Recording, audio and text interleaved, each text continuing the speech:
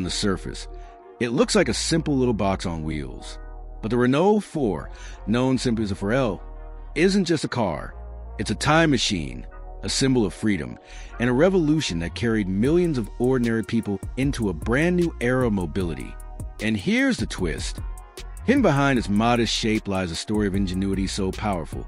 It sold over 8 million units worldwide, outlasting trends and transforming how Europe moved. Stay till the end, because one feature of the Renault 4 will make you rethink what practical really means. The year was 1961. Europe was rebuilding.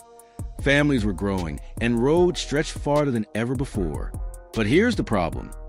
Most cars at the time were either too expensive, too fragile, or simply too impractical for everyday life. People didn't just need transport. They needed freedom, simplicity, and reliability. And that's when Renault stepped in with an idea so radical, it bordered on genius. They wanted to create a car that wasn't just for the wealthy. They wanted something that a farmer, a student, and a city worker could all drive, without compromise. The result? The Renault 4. But here's the kicker. When it first rolled onto the streets, nobody realized they were witnessing the birth of one of the most democratic cars in history.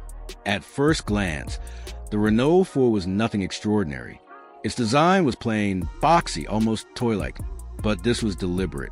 Every line, every curve, every bolt was crafted with one mission: practicality. The rear hatch, something we now take for granted, was revolutionary at the time.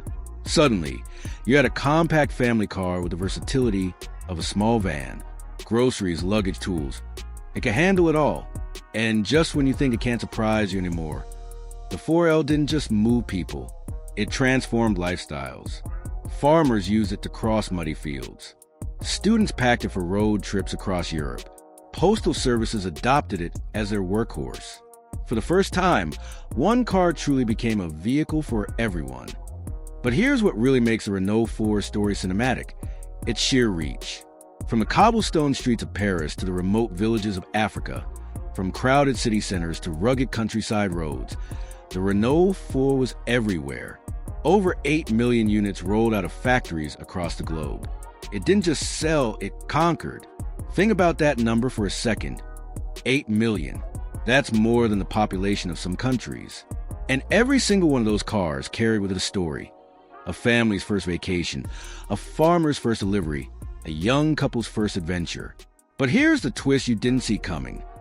The Renault 4 wasn't designed to be flashy, and yet it became iconic. Why? Because it represented something bigger than metal and wheels. It stood for mobility as a right, not a privilege. This was a car that didn't care about class or status. A wealthy businessman could drive it, but so could a schoolteacher. It blurred the lines of society in a way few machines ever have. In post-war Europe, that was nothing short of revolutionary. And then came the cultural impact. The Renault 4 wasn't just a car you drove. It was a car you lived with. For many, it was their first car, their first taste of independence. It became a symbol of youth, of exploration, of a generation refusing to be tied down. But what about rivals? Citroën had the 2CV, Volkswagen had the Beetle, Fiat had the 500, yet the Renault 4 stood apart. Where others leaned on charm or minimalism, the 4L leaned on functionality. It didn't pretend to be stylish, and that honesty made it timeless. Now, here's a question for you. Would you trade the sleek curves of a modern hatchback for the raw practicality of something like the Renault 4? Or is charm like this forever locked in the past? Drop your thoughts in the comments, because this debate is far from over. And just when you think the story is over, the Renault 4 has one last surprise. Despite its humble roots, it became a favorite for adventurers. In the 4L Trophy Rally, thousands of students still take classic Renault 4s across the Sahara Desert every year, a testament to its enduring toughness. Think about that. A car designed for groceries and school runs. Surviving the Renault 4 wasn't built to impress. It was built to serve. And in doing so, it became more than just a car. It became a companion, a symbol, a revolution on 4 wheels. If the story of the humble 4L gave you goosebumps, hit subscribe, because there are more legends like this waiting to be told. Cars that didn't just change roads, but changed lives.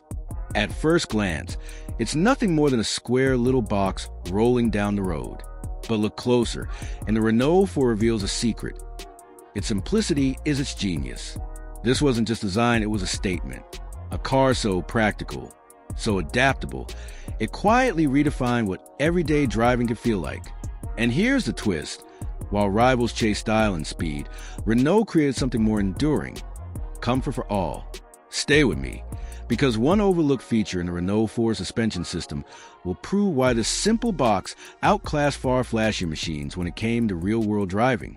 The Renault 4's design may seem humble now, but in the early 1960s, it was nothing short of revolutionary.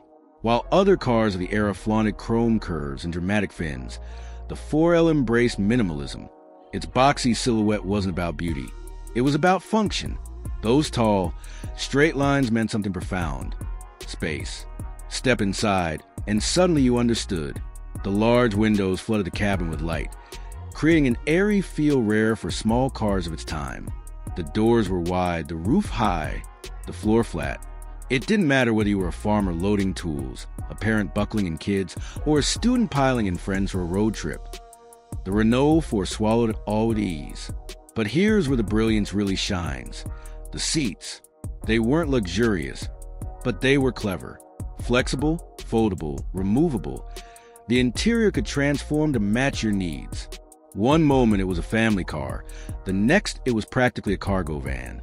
And in that adaptability, Renault had quietly built one of the most versatile interiors of its generation.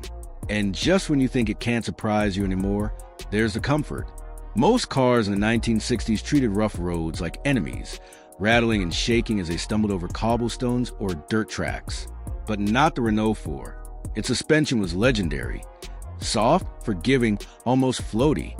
This wasn't a car that fought the road. It glided over it. Farmers could drive across uneven fields without bruising their spines. Families could head out into the countryside without worrying about potholes.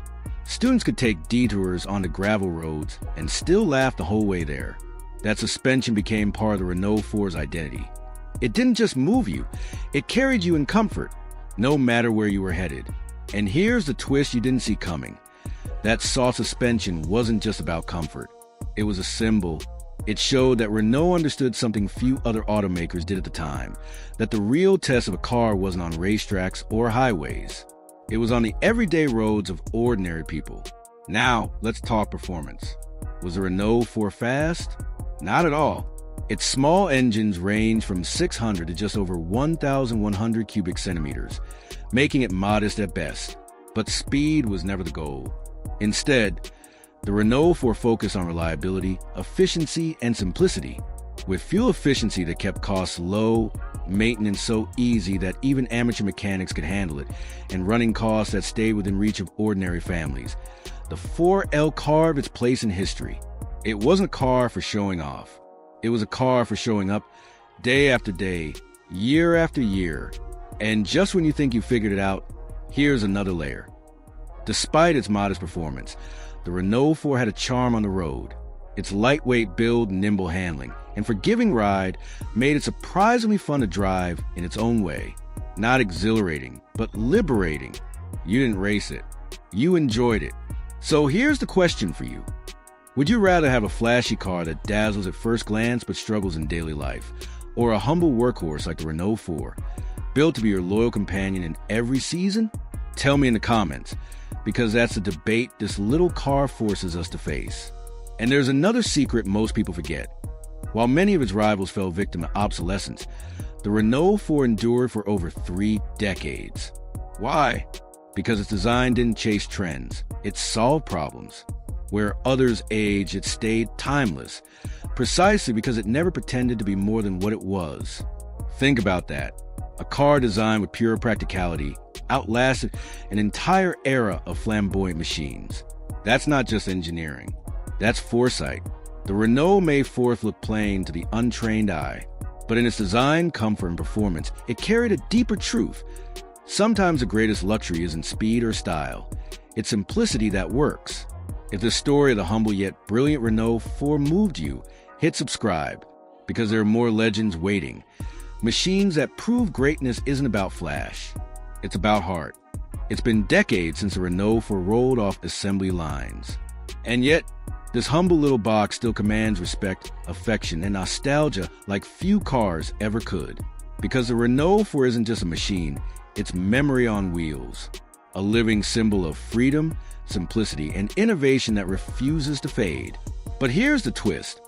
While most cars of its era have slipped quietly into history books, the Renault 4 still roars through deserts, rallies, and collector garages across the globe. Stay till the end, because one annual event in the Sahara Desert proves why the Renault 4 story is far from over.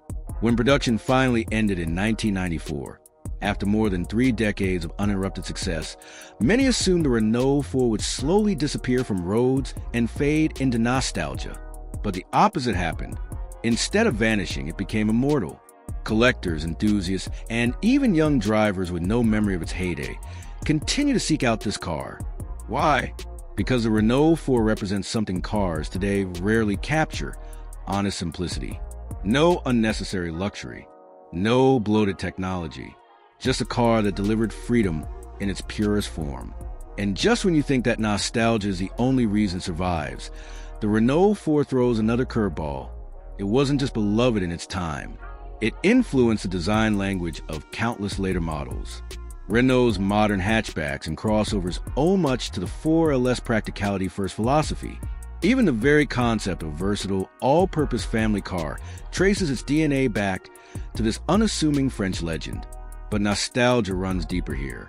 For millions across Europe, Africa, and Latin America, the Renault 4 wasn't just transportation.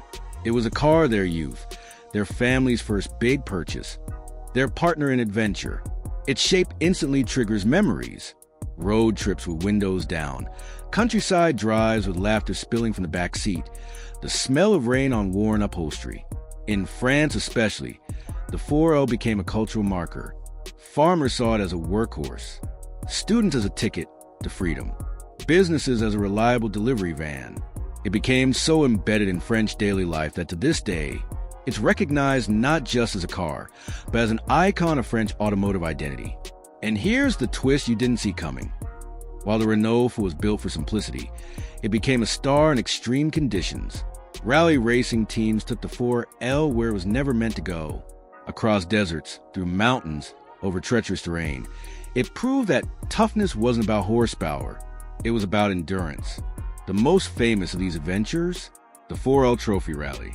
Even today, thousands of students take classic Renault 4s across the Sahara Desert in an endurance event that mixes charity with challenge. Think about that. A car first built to haul groceries in Paris suburbs, now crossing dunes in Africa decades later. That's not nostalgia, that's legend. And just when you think its story couldn't stretch further, the Renault 4 shows another face, the global explorer. From long-distance expeditions across continents to daily commutes in crowded cities, it adapted seamlessly. It could be at home in the narrow streets of Madrid, just as easily as in the rugged highlands of Morocco. Few cars in history have bridged that divide, which raises a question. Could a modern car, with all its tech and complexity, ever inspire the same universal loyalty as the Renault 4? Or has that kind of timeless appeal been lost to history? Drop your thoughts in the comments. I'd love to see the debate. What makes the Renault 4's appeal so enduring isn't just practicality or nostalgia. It's the way it democratized driving. For over 30 years, it wasn't about who you were. It was about where you wanted to go. It gave millions their first taste of mobility, independence, and exploration. And those memories, once forged, never die. Other cars fade into obscurity. Some are remembered only in museums. But the Renault 4? It's still alive, rolling, rallying, remembered, not as a relic, but as a companion that transcended time. The Renault 4 was never about power, never about prestige. It was about something far greater. Freedom you could touch, simplicity you could trust, and innovation hidden inside humility. If this story of the 4L stirred a memory, or even sparked a new respect, hit subscribe, because more tales of machines like this are coming. Machines that prove cars aren't just built to drive, they're built to live forever in us.